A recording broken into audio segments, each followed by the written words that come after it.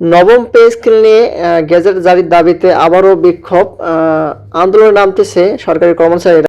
এখানে যে আন্দোলন হচ্ছে নবম পে স্কেল নিয়ে, সর্বশেষ আপডেট কি বলা হয়েছে আন্দোলন সম্পর্কে সকল কিছু আপনাদের মাঝে জানিয়ে দেওয়ার চেষ্টা করব।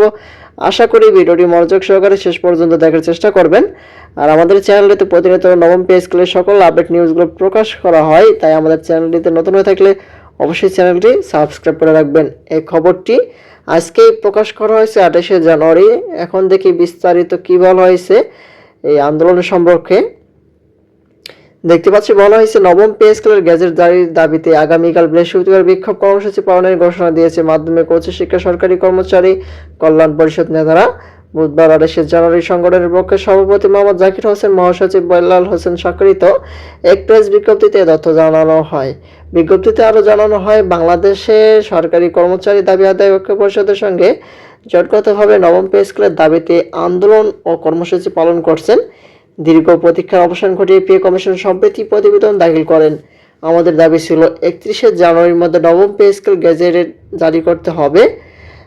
গত 11 বছর গণকর্মচারী পে স্কেল বঞ্চিত, কিন্তু পে স্কেলের গেজেট জারি বাস্তবায়ন নিয়ে উপদেষ্টা বক্তব্যে আমরা হতাশ হয়েছি। গত 11 বছর কোনো গণকর্মচারীরা পে স্কেল থেকে বঞ্চিত।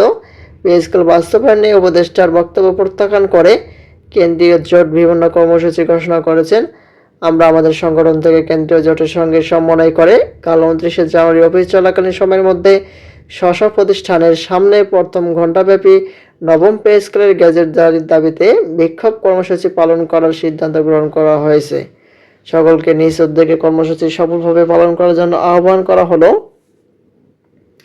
এ হচ্ছে পে স্কেল যে আন্দোলন হচ্ছে সেটি সর্বশেষ আপডেট। যখনই এটি সম্পর্কে নতুন কোনো আপডেট আসা মাত্র আমাদের চ্যানেলটিতে পেয়ে যাবেন, তাই দেরি না করে আন্দোলনের সকল আপডেটগুলো পেতে অবশ্যই চ্যানেলটি সাবস্ক্রাইব করে রাখবেন। ধন্যবাদ সবাইকে।